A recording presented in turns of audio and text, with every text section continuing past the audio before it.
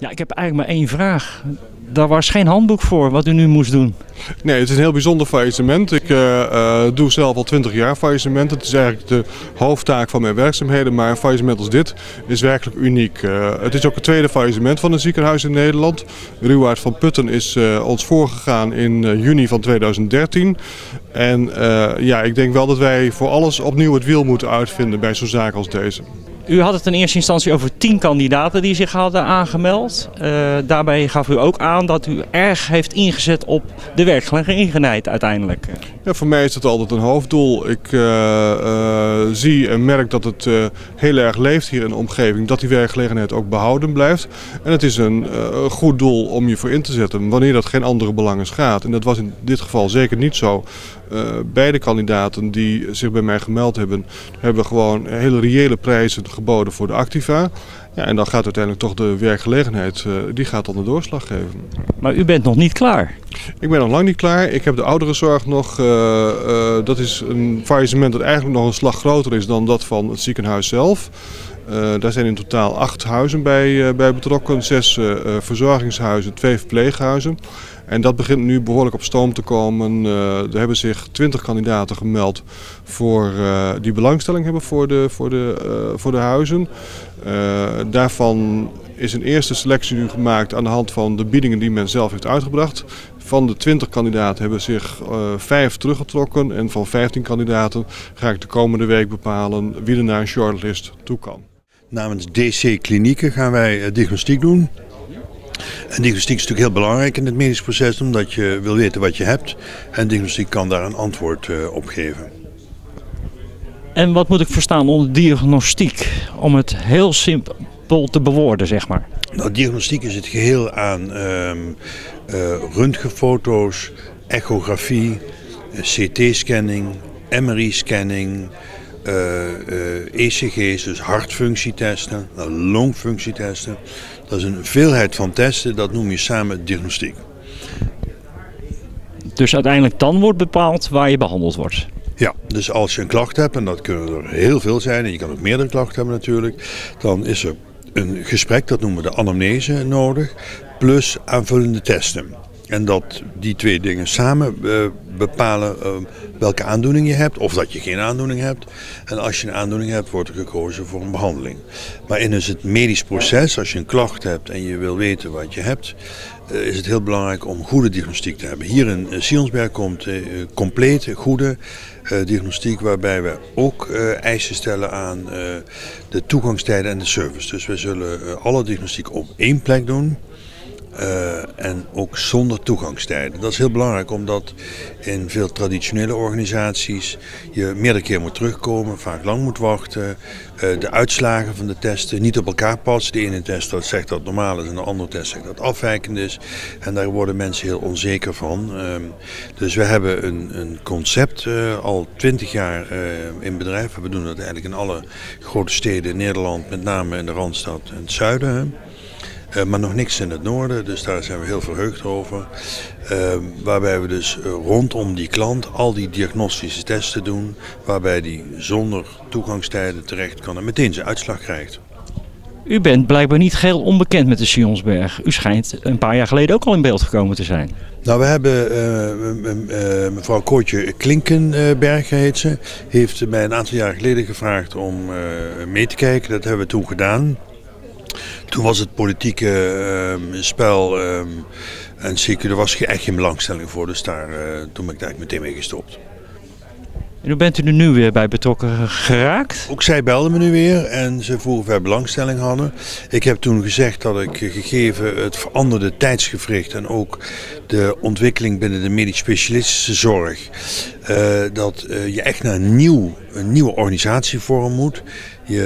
Het is nuttig om gezien de vergrijzing en gezien de behoeften ook van de patiënten en de klanten, om een andere zorg in te richten. Nou, dat is nu gelukt met een aantal initiatiefnemers. Dus dat is een positieve ontwikkeling. Tevreden over de uitslag? Ja, heel erg. Ja, een dag met een gouden randje, denk ik. We hebben nu elkaar gevonden. Hè? En dat wil ik zeggen, samen met de investeerders, de Friesland Zorgverzekering en alle mensen die er meedoen. Die hebben eenduidig gewoon gezegd van dit is gewoon een plan waar we achter staan. En ik ben heel blij dat we daarmee doorgaan. Prachtig. Kun je misschien een tipje van de sluier oplichten door te noemen welke afdelingen nu daadwerkelijk op korte termijn weer volwaardig kunnen draaien? Zoals de heer Tulewski al zei, is het zo dat we niet te groot willen beginnen. Omdat je gewoon de kwalitatief goede zorg wil blijven leveren en de veiligheid. We gaan maandag beginnen met de cardiologie, met de diagnostiek, röntgen, MRI-scans, CT-scans en de neurologie.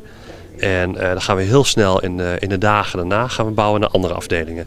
Of de afdelingen eigenlijk, je moet meer hebben over de vakgroepen. Welke vakgroepen staan er dan op korte termijn op het wensenlijstje, zullen we zeggen? Ja, het wensenlijstje, we hebben gewoon we gaan het in fase gaan we het doen. En we kijken begin komende week of het allemaal zonder problemen gaat. Ik verwacht weinig problemen.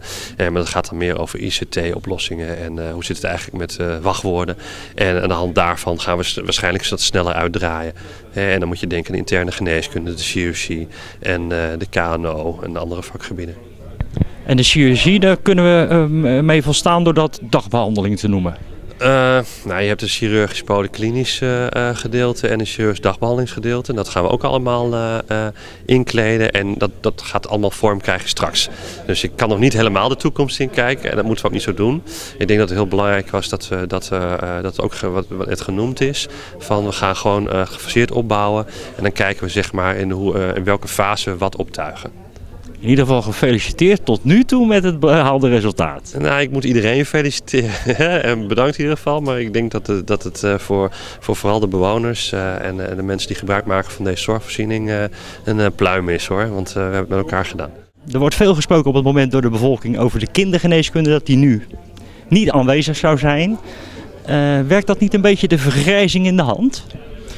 Ja, dit is een hele goede vraag en met hoge emoties. De kinderen zijn heel belangrijk, dat is de toekomst van ons allemaal en wij moeten voor de kinderen goed zorgen. En ik ben niet eens dat kindergeneeskunde verdwijnt hier, het is helemaal niet zo. We hebben huisartsen en in heel Nederland werkt als volgt. Als een kind ziek wordt, onverhoopt, gaat het kind eerst naar de huisarts. En de huisarts bepaalt wat verder moet gebeuren. En dat zal hier ook niet anders worden. Nou, als het kind onverhoopt inderdaad ziek is, daar de huisarts geen oplossing voor kan vinden. En gelukkig in de meeste gevallen de huisarts kan het kind goed behandelen.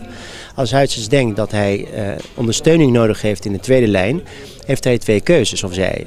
Eén is teleconsult, dus krijgt de kinderarts op afstand die hem gaat helpen en ondersteunen. En dat met de huidige technieken dat is zeer, zeer mogelijk en veilig. En als het kind onverhoopt echt ziek is, dan hebben we keuze voor een topklinisch centrum die gelukkig hier heel dichtbij is. En laten we eerlijk zijn, voor mijn kinderen wil ik ook de beste zorg hebben. En van sommige dingen moet je echt heel veel ingrepen doen of heel veel van de kinderen zien. En helaas in Dokkum is dat niet het geval. Dus wij kunnen ons niet permitteren om artsen te hebben die te weinig bepaalde pathologie of ziektebeelden zien. En dan vandaar de keuze dat we voor de ingewikkelde zaken gaan we samenwerking aan met ziekenhuizen om ons heen. Als we naar de ouderenzorg kijken, wat natuurlijk ook nog steeds bij de curatoren een vraagstuk wordt, hoe dat ingevuld gaat worden. In hoeverre gaat de Sionsberg daar de one-stop zorg leveren, zeg maar, om het, zoals Loek Winter het ook al noemde? Ja. Wij zien dat met de zorg verandert. En wij zien dat chronische ziekte is nu ongeveer 40% van alle zorg die in Nederland wordt geleverd. En wij verwachten dat binnen 5 jaar dat 60% wordt. Dat is een serieus probleem. En wij worden steeds knapper in mensen behandelen in acute fase. Mensen leven langer, maar dat betekent dat mensen leven langer met een ziektebeeld. En als iemand chronisch ziek is, dan moeten wij zorgen dat de patiënt zo weinig mogelijk ongemak ondervindt van de logistiek. Hè? Want de ziektebeeld is wat anders. En wij zijn van mening, en niet alleen maar wij, maar dat beamen ook de patiënten, dat de zorg moet dicht bij de patiënt wordt georganiseerd. Dus dat hele concept ziekenhuis gaat ook heel anders worden. We zullen steeds minder bedden nodig hebben in de toekomst. Want dat is ook niet meer nodig. Mensen kunnen dicht bij huis en in vertrouwde omgeving behandeld worden. Want het gaat met name om vragen, antwoorden en even bijsturen. Want dat zijn mensen die niet acuut ziek zijn. Die hebben dat beeld voor een heleboel jaren. Dus belangrijk is dat die diagnostiek dicht bij de patiënt is. En ja, het begint bij de huisarts. Want wie is dichterbij dan de huisarts? En dan heb je een prachtig ziekenhuis in de buurt die volledig geütileerd is voor diagnostiek. Maar wij zullen dat proberen om dichter bij de patiënt terug te brengen. Dus wij hebben een heleboel manieren. Bijvoorbeeld de trots van Nederland, Philips, heeft ook heel veel apparaten die zelfs bij mensen thuis kunnen geplaatst worden. En dat wij de getallen en bevindingen lezen op afstand en dat we op die manier kunnen ingrijpen. Het is een hele mooi proces. Het is iets nieuws, hè? We moeten het allemaal leren. We weten nog niet helemaal hoe dat werkt. Maar wij denken dat het op deze manier veel duurzamer, maar ook kwalitatief beter zorg kunnen leveren dicht bij de patiënt. Is er al gesproken over spoedeisende hulp? Nou ja, kijk, natuurlijk wordt over alles gesproken. En nogmaals, ik denk dat niemand die hier staat aan onze kant is van plan om iets te doen ten nadele van de patiënt. Ik ben dokter geworden om mensen te helpen. En spoedeisende hulp is voor iedereen hoog. Het heeft een hele belangrijke, speelt een belangrijke rol. In ieder geval mentaal. Als me nu iets overkomt, dan weet ik, moet ik daar gaan. Maar spoedeisende hulp verandert ook. Ook in andere delen van Nederland, bijvoorbeeld in Amsterdam, waar we heel veel spoedeisende hulp hebben. Voor elke spoedeisende hulp wordt een huisartsenpost neergezet. Waarom? Omdat dat zijn de mensen die in staat zijn om te bepalen wat echt noodzakelijk is. En dat zijn mensen die echt lopend binnenkomen. Als ambulance van pas is, dat gebeurt in een thuissituatie. En dan de ambulancebroers zijn zodanig getraind dat zij kunnen bepalen waar ze heen moeten. Dus ik zou dat spoedeisende hulp een beetje rekbaar nemen. Dus daar zijn oplossingen voor. Maar dat hoeft niet binnen 4 muren te zijn. Begrijp ik hieruit dat dat een taak van de huisartsen gaat worden? Dat is nu al een taak van de huisarts. Of ambulancedienst, dat is de eerste contact met de patiënt. Dat zijn de mensen die dicht bij de patiënt zijn. En dat zijn de mensen die meest vertrouwen hebben. De patiënt meest contact heeft. Vertrouwen hoop ik dat hij ook net zo goed in ons zou hebben. En dat is de patiënt, dit zijn de mensen die in staat zijn om te zeggen pluis, niet pluis. Pluis regel ik het zelf, niet pluis. Ga ik even kijken wat de beste zorg kan leveren. U heeft het al over vertrouwen. Bij mij bekroopt de gedachte van als de bevolking zich zo duidelijk uitspreekt over een nieuw ziekenhuis, krijg je ook een soort commitment. Ja, het is toch fantastisch. Kijk, dat is ook de reden dat we hier staan. Want hier heb je 3 meest belangrijke ingrediënten van succes.